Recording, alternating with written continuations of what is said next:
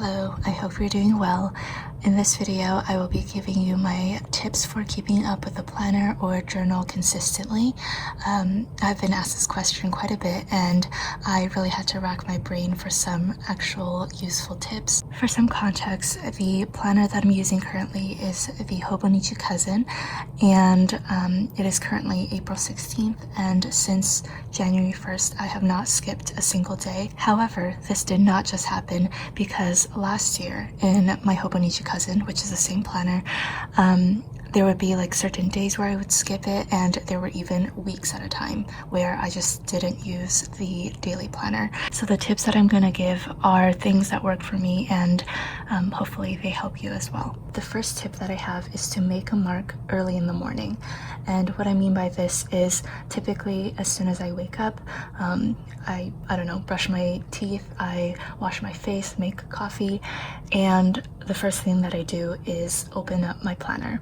Now, many of you know I struggle a lot with mental health, and there are certain days where I am just not in the mood to write down a full to-do list and, you know, doodle all of these cute things in my planner first thing in the morning. But as you saw at the beginning, I always start off each day by writing down the word today with my Tombow dual brush pen.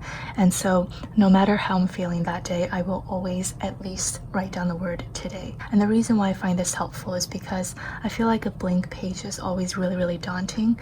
And I find that if I don't make any marks in my planner, then throughout the day, especially if I'm having an off day, then I'll just keep putting off writing in my planner because it's a blank page.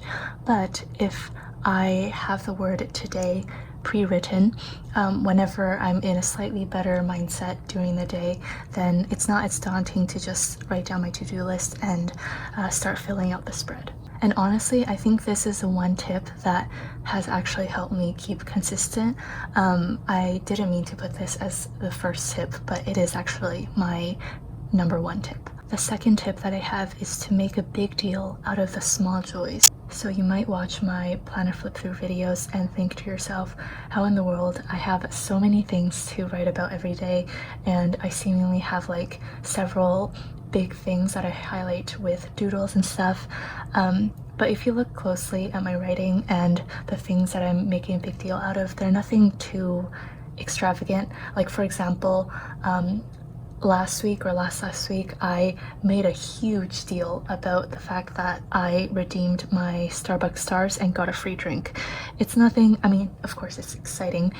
It's not a once-in-a-lifetime thing, and it's not a huge accomplishment, but I still, you know, doodled little stars everywhere, and after I got my drink, I took a photo of it and I sketched out the Starbucks drink that I got. And there are a few reasons why I do this. The first being that it just makes these little things so much more exciting for me. Like before I went to redeem my reward, I was looking forward to doodling the drink in my planner, and I was thinking about it all day, and it was just, it kind of like prolonged my happiness from that one little event. And also, of course, it gives you material to document in your planner. So the Starbucks thing was just an example, but I do this consistently in my planner. Just any small happy thing that happens, I will document it in a big way so that the joy kind of prolongs itself, and also I have more material to work with in my journal.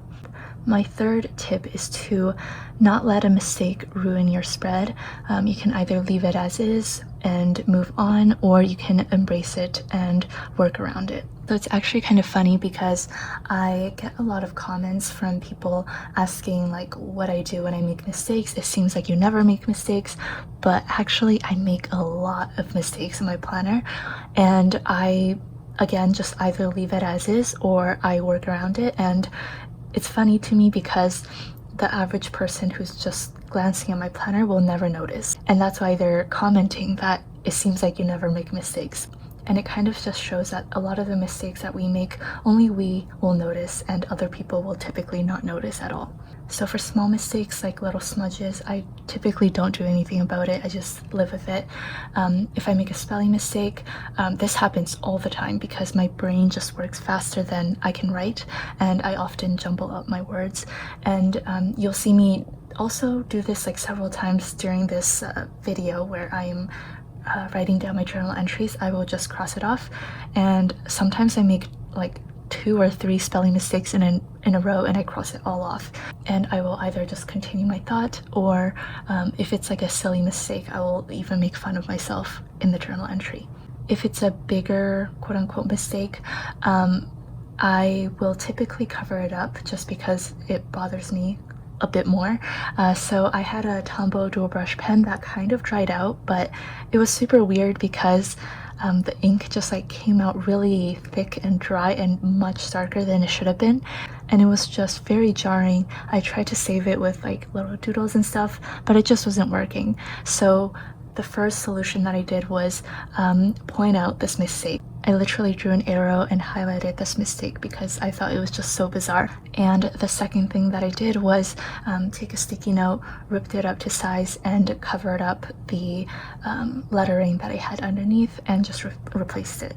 And especially from the perspective of other people who weren't aware of this, they'll probably never really notice the mistakes that you have made. So yeah, just try to, take pressure off yourself and let yourself make mistakes.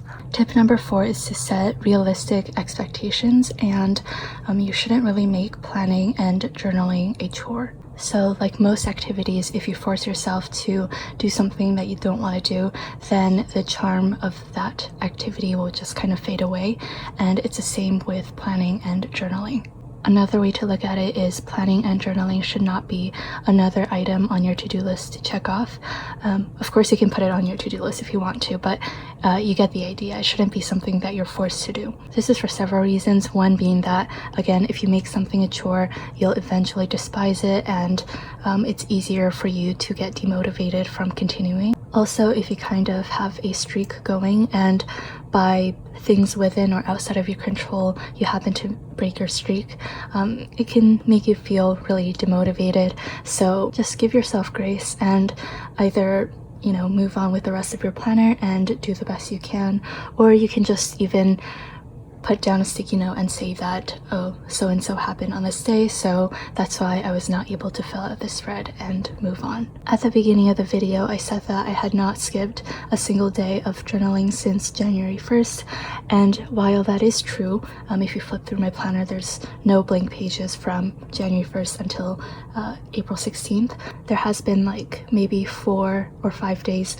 where I started off the spread, but I barely wrote anything on that day, and I just went back and filled in to the best of my memory what happened and why I was just not in a great mood to journal. Tip number 5 is to work with fun themes, but also don't be so strict with your themes. So of course, having 365 pages to fill, it can get a little bit monotonous, so having fun themes every week or every few days is really fun. Some things that I like to do are monochromatic weeks where I just pick a color, for example pink, and I will just scour my stationery collection for everything that's different shades of pink and use it throughout the week, and it looks really cool. You can also do rainbow weeks where each day of the week is a color of the rainbow. You can do actual more elaborate themes like florals or I don't know, fruits. I have done coffee themes, but also I feel like I'm very, very flexible, and I don't really stick to a certain aesthetic. For example, one day I was watching The Matrix with my friend, so I just doodled a bunch of Matrix doodles. It didn't really go with anything, but it was relevant to that day, so I felt like doodling it in my planner. Also, I watched the Our Planet documentary with my friend, and I just doodled a bunch of animals that I thought was kind of cute, and that was that. It wasn't really in line with my aesthetic per se. So that's about it for this video. I kind of wanted to just mainly go over some changes that I made since last year to keep up with my planner consistently. If you also want videos where I give concrete theme ideas and content ideas of what to write in your planner, definitely let me know and I'm happy to make those. But I hope this video has been helpful, and yeah, if you have your own tips, please let us know, and I will see you in my next video. Bye!